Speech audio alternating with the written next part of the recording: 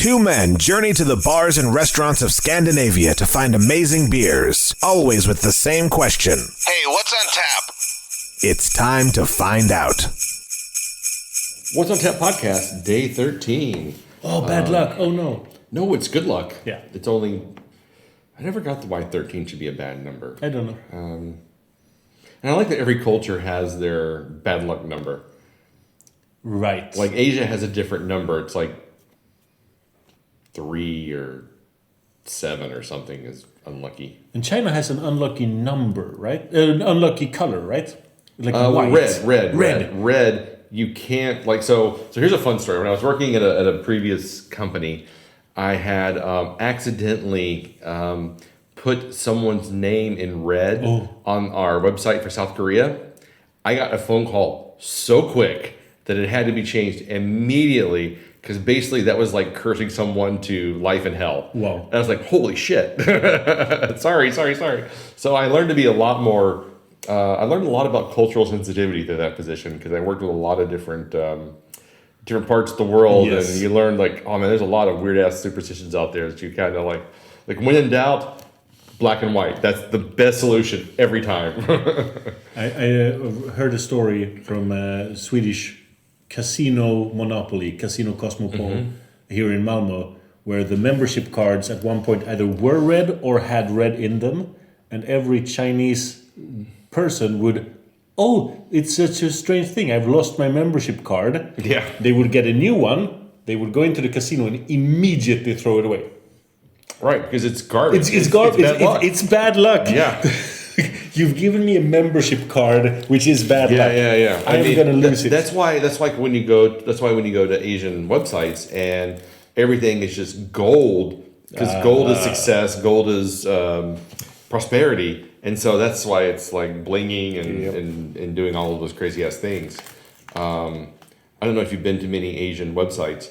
I mean, not porn sites anymore. But the general public's websites, they're insane. There is so much stuff happening on a website. It is legit bizarre. But enough about Asian stereotype in culture. We're going to jump into another beer. And this time we have an IPA from Monkish. It is the Foggy Windows. Foggy Windows.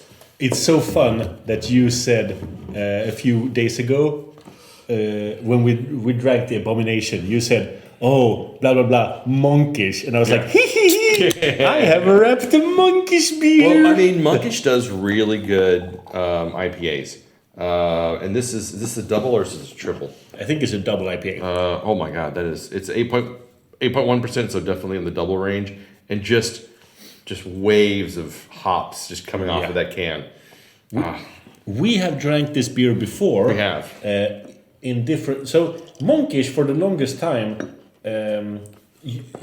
on Untapped at least, the batch number would be so important because all of the batch numbers would be different beers, and it was regulated by Monkish themselves because they all had the logos. Yeah. And then recently, like this year, they merged all of them together. Oh no. Which is sad because we didn't write batch 14 or whatever in our comments. Why would you? You didn't have to. It's in the name. Exactly. So that information is now lost to us going back and looking at our ratings. Well, like the Abomination, this one again pours beautifully, really beautifully. That straw, goldish color, and the head retention is just light and creamy looking, kind of frothy. It looks just like a banger from the outside. I literally cannot wait to try this beer. It smells great. It smells absolutely delicious. We don't know what kind of hops are on this because I'm getting kind of some grass notes on this, and I'll try to find it out really quickly. like it's not the tropical fruit notes that you kind of associate with Nipas these days. This is much more of a grass kind of Nelson, Galaxy, and extra citra hops. Yeah, so that'll do it. There you go. Cheers.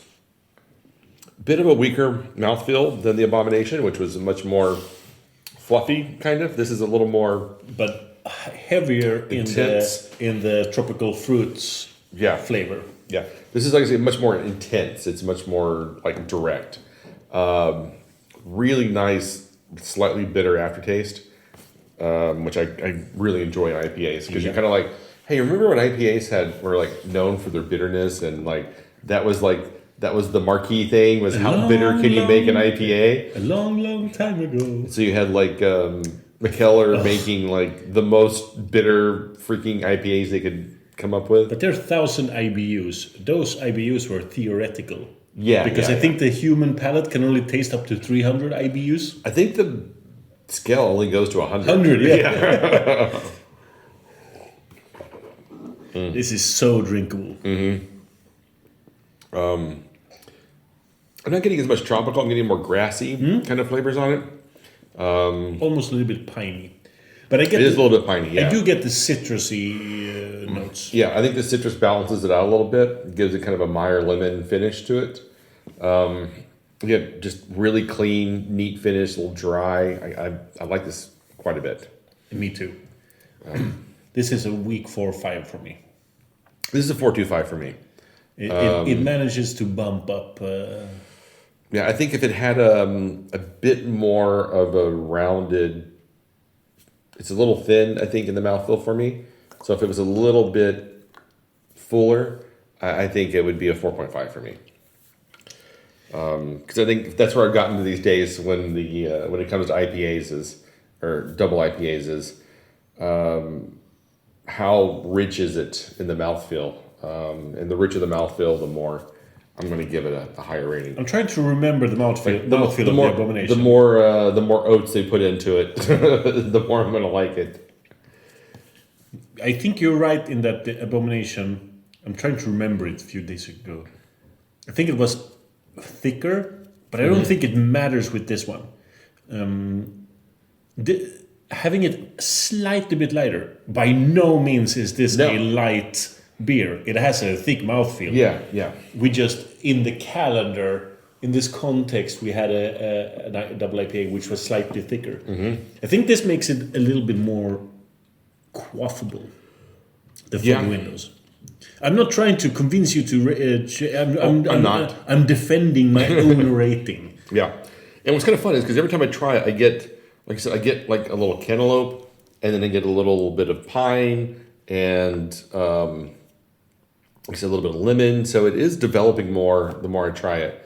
But I'm quite enjoying this. But it's interesting. I just did a sneak peek of what you and I have given it in the past. And I seem to always give it slightly higher, 0.25 higher than you. Yeah. So I mean, it's a real treat to try again. I'm super happy that we get another shot at it.